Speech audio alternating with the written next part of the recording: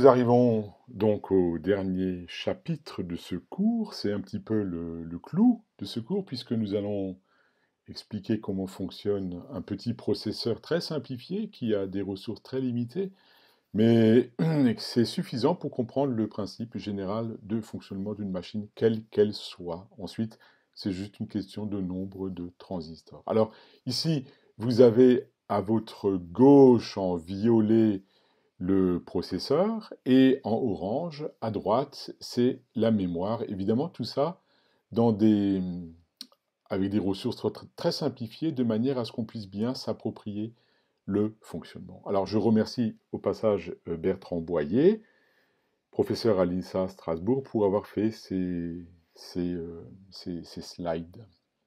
On va commencer par présenter le matériel, ensuite on montrera l'exécution d'un petit bout de programme, et tout ça nous permettra d'expliquer comment, par quelle magie, entre guillemets, le processeur est en capacité d'exécuter un logiciel, donc une suite d'instructions. Donc ici, en violet, le processeur, il y a un séquenceur microprogrammé ici, un registre d'instructions, l'unité arithmétique et logique, un registre A unique, un flag, on expliquera évidemment, un compteur programme, un tampon d'adresse et des bus. Voilà donc l'unité de traitement. En gros, c'est une logique purement combinatoire, puisque nous avons vu, même si bien sûr c'était qu'une toute petite introduction, l'additionneur à propagation du report, qui vous montre, au moins sur le principe, comment on peut réaliser une unité arithmétique et logique. Ensuite, ici, il y a l'unité d'adressage, deux registres, un compteur programme et un tampon d'adresse, donc c'est des registres au sens de bascule D. Là, vous avez le séquenceur microprogrammé, qu'on appelle aussi unité de contrôle. Enfin, l'unité de contrôle, c'est le séquenceur microprogrammé qui est associé au registre d'instruction. Et en fait, ce séquenceur microprogrammé, c'est rien d'autre qu'une machine à état, telle qu'on les a introduites à l'occasion des compteurs, et notamment du compteur up-down, qui est une machine à état extrêmement simplifiée. Ensuite, vous avez la mémoire, un bus d'adresse, le bus de données, le bus de contrôle, et là, vous avez quelques cases mémoire qui contiennent des données binaires, mais qui sont ici converties en hexadécimal, puisque c'est beaucoup plus facile de représenter du binaire codé en hexadécimal. Voilà le petit bout de programme, c'est tout simple, mais sur le principe, ça va être suffisant. On va charger une case mémoire dans l'unique registre A du processeur, donc c'est l'instruction load X.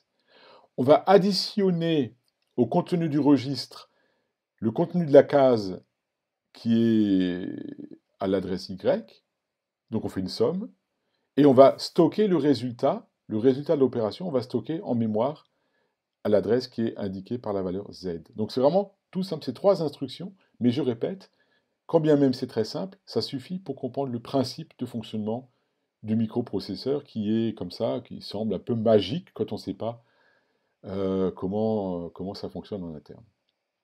Alors, ce bout de code, loadx, addY, store Z, ben ça c'est du fichier texte. Il faut le convertir via alors, un compilateur ou plus exactement un assembleur. Ça donne des instructions qui sont codées en hexadécimal qu'on appelle des instructions dans le langage machine. C'est ça que le processeur comprend. Il ne comprend rien d'autre. Il y a forcément une phase de traduction du registre texte qui est ici en bas vers des instructions en hexadécimal qui vont être stockées dans la mémoire et qui va être la zone de code à exécuter. Donc ici, le LDX va être converti en un code op, code opération 0D. L'adresse X, ça va être la case mémoire d'adresse 80. Le code op de l'instruction d'addition, ça va être 0B. On additionne avec Y une case mémoire dont l'adresse est 81, et ainsi de suite. Il manque ici encore le store Z, que nous verrons de toute façon un peu plus tard dans la vidéo. Donc, ce code d'instruction, il est rangé en mémoire, voilà, ici, sur les cases supérieures. Et à partir de 80-81, c'est la zone des données, puisque là figurent les variables ou les données sur lesquelles le code va être exécuté. En l'occurrence, 80, ça va être l'adresse de la valeur à laquelle on va additionner ensuite y en 81, et le résultat de 1b plus 23, va être stocké en Z, ce qui va être l'adresse 82, bien que ça n'apparaisse pas ici dans ce transparent.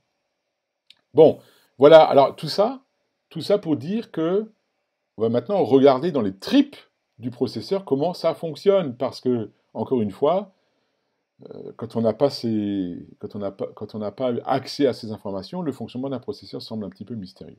Donc voilà, tout ça va discuter ensemble. L'unité de contrôle, l'unité de traitement sur laquelle va s'effectuer l'addition, en l'occurrence. On a besoin de toute cette machinerie pour ce faire. Là, ici, vous avez le bout de code à exécuter, de 00 jusqu'à peut-être 06. Alors, 00, 1, 2, 3, 4, 5, 6, jusqu'à 07. Ça, c'est le bout de code à exécuter. Il y a 8 cases mémoire qui sont occupées par le code. Et puis, le code porte sur des variables, 3 en l'occurrence, aux adresses 80, 81 et 82. Allons-y.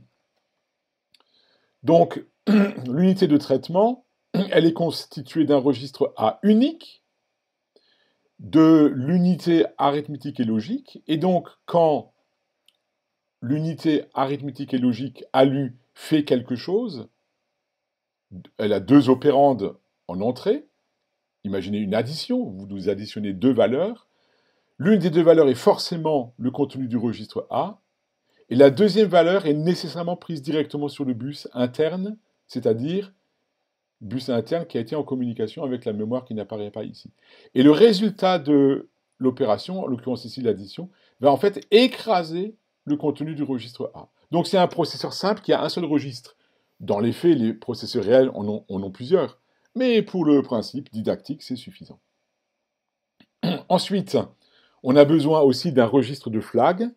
Ça, c'est simplement des indicateurs qui disent comment l'opération s'est déroulée, parce que c'est en exploitant les bits qu'il y a dans ce registre de flag qu'on sera capable de faire des instructions de saut conditionnel.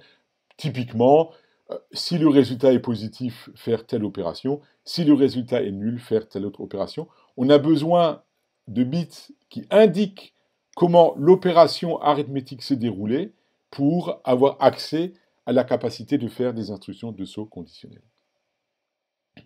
L'unité d'adressage se compose d'un compteur programme et d'un tampon d'adresse qui discutent respectivement, ou qui permettent respectivement de sortir ici un bus d'adresse qui va évidemment attaquer la mémoire, mais aussi d'un bus de données. Ça, on a déjà vu à l'occasion du chapitre sur les mémoires l'importance de ces deux bus d'adresse et bus de données, dans l'architecture dite von Neumann. L'unité de contrôle, donc, c'est un registre d'instructions qui est connecté au bus de données, on comprendra tout à l'heure pourquoi, et c'est également un séquenceur microprogrammé qui va générer des micro-commandes en fonction de la nature de ce qu'il y a dans le registre d'instructions. C'est-à-dire que le séquenceur va utiliser en entrée les n bits du registre d'instruction pour constater que c'est soit un chargement, load, soit une addition, soit un store, et en fonction de ce qu'il lit dans le registre d'instruction, il va générer une séquence comme un compteur synchrone, il va générer une séquence de micro-commandes qui n'apparaissent pour l'instant pas ici, qui vont activer les différents éléments matériels de ce processeur, et on va préciser tout ça jusqu'à ce qu'il n'y ait plus aucune question, plus aucun doute sur la faisabilité de ce type de fonctionnement. Il y a aussi un bus de contrôle, puisque la mémoire, elle est sollicitée soit en lecture, soit en écriture. C'est essentiellement un read-write qui importe dans ce bus de contrôle, et puis aussi les autorisations du boîtier, chip select, etc. Allez, c'est parti. Voilà, donc maintenant on montre de nouveau la connexion du processeur à la mémoire. La mémoire, ça c'est des choses qui sont connues. En fonction du bus d'adresse, de ce qu'il y a sur le bus d'adresse, on va décoder une des cases. La case décodée extrait la valeur qu'il y a dans la case, et cette valeur-là va donc, moyennant ces buffers-là, va être sortie sur le bus de données externe, et puis arriver au microprocesseur pour transmettre les informations depuis la mémoire vers le processeur. Voilà, alors quand on lance le processeur, c'est-à-dire quand on le met sous tension, initialement, à la mise sous tension, le compteur programme ici, il est initialisé à 0,0. Donc il y a une microcommande qui est générée par le séquenceur ici, CLCP, qui permet de faire un clear du compteur programme. C'est ça, c'est pour démarrer le processeur toujours dans la même configuration. On ne peut pas démarrer le processeur de façon chaotique et aléatoire. Il faut une procédure de démarrage qui consiste, en l'occurrence ici, à chaque mise sous tension, à mettre à 0 le compteur programme. Ensuite, le séquenceur active cette microcommande pour sortir le contenu du compteur programme sur le bus d'adresse qui va arriver ici. Voilà, c'est fait. Et donc, pour l'instant, puisqu'il vient d'être initialisé, le compteur programme vaut 0,0. Du coup, 0,0, le contenu du bus d'adresse arrive sur le boîtier mémoire. Le séquenceur génère le signal select memory. Et comme l'adresse est à 0,0, la mémoire va extraire le contenu de cette case 0D et la placer ici sur le buffer de sortie. Ensuite, le séquenceur génère la commande de lecture, ce qui va activer ici sur le bus de contrôle, et donc la mémoire reçoit l'autorisation de sortir via ce buffer ce qu'il y a à cet endroit-là sur le bus de données interne, tant et si bien que le 0,2 arrive maintenant sur le bus de données externe et il est prêt à être acquis par le processeur. Ensuite, le séquenceur génère l'instruction ED, comme Enable Data, probablement. Ça active ce buffer-là. Et donc, le 0D qui est sur le bus de données externe rentre dans le processeur. Et ça, le processeur sait, à ce moment-là, puisqu'il vient d'être initialisé, il sait nécessairement que ce qui vient de charger le 0,2, ça ne peut être que une instruction à exécuter. Et par conséquent, il sait qu'il doit activer cette commande enable RI, et donc le 0D, il est aiguillé dans le registre d'instruction. Donc, vous voyez que tout ça, c'est un travail de fourmi. Il faut générer énormément de microcommandes. Et ce qu'on vient de faire là, en quelques minutes, on n'a toujours pas encore exécuté l'instruction, on s'est contenté de la charger dans le registre d'instruction, mais donc on a préparé l'exécution de l'instruction, mais elle n'est pas encore exécutée pour autant. Il faut poursuivre. Donc, ensuite, que peut faire le processeur? Il sait qu'il a chargé le code opération de la première instruction. Donc, il génère une commande, le séquenceur génère une commande d'incrémentation du CP. Commande d'incrémentation du compteur programme. Parce que maintenant, il faut aller chercher la donnée sur laquelle cette instruction va s'exécuter. Donc, il incrémente le compteur programme. Il constate, en exploitant RI, que c'est un load X, donc il faut qu'il aille chercher le contenu de la case X, il sait que c'est à faire en mémoire, parce qu'il exploite déjà un certain nombre de bits qu'il y a dans le registre d'instruction. Par conséquent, il sort le contenu du compteur programme 01 qui va arriver ici. De nouveau la microcommande, parce que ce 01 doit arriver sur le bus d'adresse du composant mémoire. Donc, il sélectionne la mémoire. 01 contient 80 qui va arriver sur le buffer de sortie. Il valide de nouveau ce buffer pour que le 80 sorte sur le bus de données externe. Il valide ED pour que ce 80 arrive dans le processeur. Mais le processeur sait à ce stade que ce n'est pas un code-up d'une instruction. Il sait que c'est en fait un opérande. Et donc, il va l'aiguiller dans le tampon d'adresse, ici, dans le tampon d'adresse, dont le rôle n'est pas encore clair pour l'instant. Et puis, il incrémente CP à 0,2, déjà pour préparer l'instruction suivante. Et ça, c'est une petite subtilité à constater. En fait, il incrémente par anticipation. Parce que pour l'instant, l'instruction de load, elle n'est toujours pas effectuée. Parce que lorsque le load X sera effectué, il faudra que cette valeur 80 se retrouve dans le registre A. Ce n'est pas encore le cas. Pour l'instant, 80 est dans le tampon d'adresse. Donc ensuite, le 80, il le sort sur le bus d'adresse, voilà, qui arrive ici. À l'adresse 80, il y a la valeur 1B. C'est cette valeur-là qu'il faut mettre dans A. C'est pas 80 qu'il faut mettre. Parce que 80, c'est l'adresse de la case dont on veut mettre le contenu dans A. Excusez-moi, j'ai peut-être dit une bêtise tout à l'heure. Donc maintenant, il a mis 80 sur le bus d'adresse. 1B sort proprement dans le buffer interne. On valide comme tout à l'heure.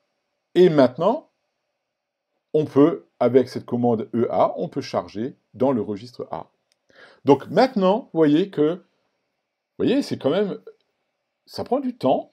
Alors bien sûr, le processeur fait ça très rapidement, mais ça a pris du temps. Il y a eu plusieurs phases successives.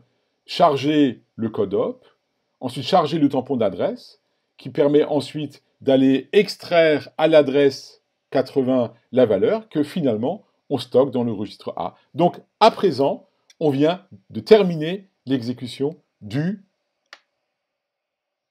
la première instruction loadx sur les trois qu'on veut examiner. Et CP pointe déjà sur 0,2 qui va être le code op de l'instruction suivante. L'incrémentation avait été faite par anticipation. Voilà, donc maintenant, ça va être la deuxième instruction.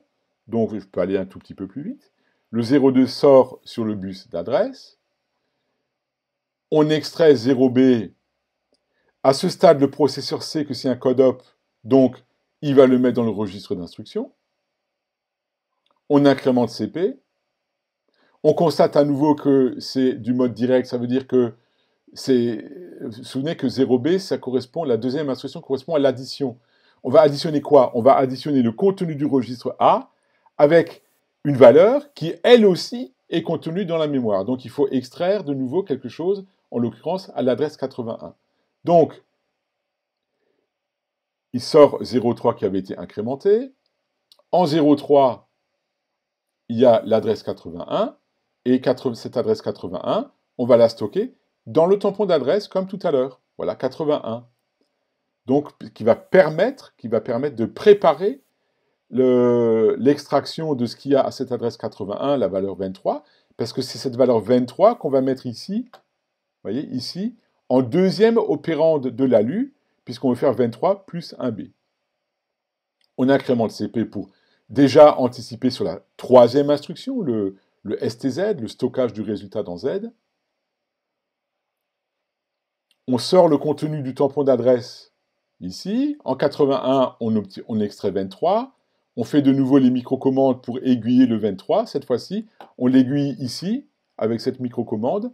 Et maintenant, l'ALU a bien ces deux opérandes présents en entrée. Un B qui vient du registre A unique, l'unique registre A. Le deuxième opérande a été pris sur le bus de données interne du processeur parce qu'on a aiguillé l'information 23 via toute la séquence des microcommandes. Et par conséquent, l'ALU fait son boulot. 1B plus 23, ça fait 3E. Et là, en l'occurrence, il y a juste deux flags dans ce processeur très simplifié. Il y a un flag Z pour dire si le résultat est nul ou pas. Et un résultat nul ou pas permet de faire des tests conditionnels. Si par exemple vous écrivez if A égale B, then do quelque chose, en fait, l'ALU, elle va faire la différence des deux valeurs A et B.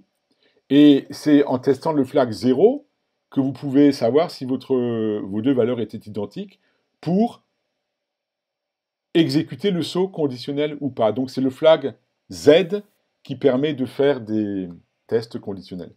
Le flag C, c'est un test de carry. Ça permet de savoir si la somme sur les deux octets, là, éventuellement, si vous faites FF plus FF, bah, ça fait un mot, ça fait un résultat qui va tenir non pas sur 8 bits, mais sur 9.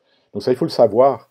Et c'est ce flag C comme carry qui permet de savoir si on a besoin d'un 9e bit pour représenter le résultat ou pas. On peut poursuivre. Donc, l'ALU a fait le boulot. Le résultat, grâce à cette microcommande qui est toujours générée par le séquenceur, écrase le registre A, qui va maintenant contenir le résultat 3E. CP avait été incrémenté par anticipation pour maintenant exécuter la dernière instruction. Donc, maintenant, vous commencez à comprendre. Le 04 sort sur le bus d'adresse, il arrive sur le bus d'adresse de la mémoire. Là, il y a 15. Le 15, il est extrait ici. On l'aiguille. On sait que le processeur sait que c'est un code op parce qu'il sait qu'il vient de finir d'exécuter une instruction. Donc maintenant, il faut qu'il se prépare à en exécuter une troisième. Et donc, c'est aiguillé ici, boum, dans le registre d'instruction. On incrémente le CP. Il constate, là, il décode qu'il s'agit d'un store en mode direct. Donc, il sait qu'il va devoir stocker le résultat qu'il y a dans le registre A, mais en mémoire, parce que c'est du mode direct. Donc, il va sortir le PC, en l'occurrence qui vaut 0,5, sur le bus d'adresse. En 0,5, bah, il y a 82, ok. Et ça, il doit le stocker dans le tampon d'adresse. Voilà. Il incrémente CP. Donc, en fait, il va déjà pointer sur la quatrième instruction. Ici, il n'y en a pas de quatrième instruction. Mais de toute façon, un processeur, lui, il exécute des instructions sans jamais s'arrêter. Donc, on prépare déjà une éventuelle instruction à venir ensuite. Ensuite, 82, le tampon d'adresse contient l'adresse à laquelle il faut stocker le résultat 3E. Donc, il ne reste plus qu'à écrire ce 3E à l'adresse 82. Donc, on sort 82 sur le bus d'adresse. Et là, maintenant, vous voyez, le séquenceur, il sait qu'il doit faire un stockage en mémoire. Donc, il va générer cette microcommande, SAC. Et là, pour le coup, c'est le registre A qui va être mis sur le bus de données interne. Il active ce buffer-là. Donc, le 3E arrive sur le bus de données. Et cette fois-ci, il fait une opération d'écriture. Le 3E arrive ici. Et donc, finit par s'écrire dans le composant mémoire. Voilà, alors, ma foi, je crois que c'est terminé. Peut-être oui, enfin, ça c'est encore l'incrément, ça c'est encore la sortie pour l'instruction suivante, mais en fait...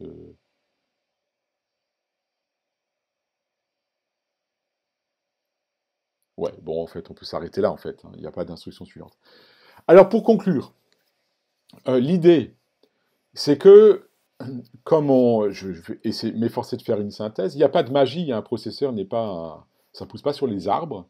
Ça s'auto-organise pas, il y a rien de magique, c'est construit par l'humanité, donc il faut bien comprendre la structure. Hein. Vous avez le séquenceur génère des microcommandes qui vont piloter le fonctionnement de l'ensemble en fonction de ce qu'il y a dans le registre d'instruction. Et dans le registre d'instruction, le processeur se débrouille pour aller extraire en mémoire les codes opérations des instructions qu'il a exécutées. Comme le séquenceur est une machine à état à n bits ici de contrôle. Il génère exactement comme dans un compteur synchrone un certain nombre de séquences, et toutes les séquences qu'il est capable de microcommandes qu'il est capable de générer correspondent au jeu d'instructions que le processeur est capable d'exécuter. Et les microcommandes, une fois qu'il a décodé une instruction, les microcommandes sont activées au gré de l'instruction à exécuter, de manière à activer les différents éléments hardware de la machine pour faire toute la machinerie qui permet donc d'extraire des valeurs de la mémoire, de les aiguiller au bon endroit dans le processeur, de faire les opérations et éventuellement ensuite d'aiguiller les résultats de l'opération vers la mémoire pour stocker les résultats. Donc, bon, peut-être c'est pas vraiment nécessaire d'insister davantage. C'est vraiment quelque chose qui est très astucieux. Il faut savoir que, donc, du point de vue historique, c'est von Neumann, un mathématicien d'origine autrichienne ou hongroise, austro-hongrois, du temps de l'Empire Autriche-Hongrie, qui a inventé cette structure-là. Et c'est un petit clin d'œil hein, aux maths, parce que vous voyez ici que le processeur, a priori, c'est un composant qui est très pratique, au sens, c'est de la science appliquée. Mais il a fallu le génie d'abstraction d'un mathématicien de très très très haut niveau pour inventer ça. Et ça montre aussi que c'est pas pertinent d'opposer les sciences fondamentales aux sciences appliquées. Tout ça fonctionne en bonne intelligence, de concert. Et c'est parce que vous avez un esprit formé à l'abstraction de bon niveau que vous êtes aussi capable de faire des sciences appliquées pertinentes. Voilà, j'espère que tout est clair. Voilà, c'était la toute dernière vidéo de ce petit cours d'introduction à l'électronique numérique. Vous savez a priori maintenant ce qu'il y a, entre guillemets, passez-moi l'expression, dans les tripes des composants électroniques. Et dorénavant, quand bien même ces connaissances-là ne sont pas très opérationnelles, eh bien j'espère qu'elles permettront de faire de vous des praticiens éclairés. Merci pour votre attention.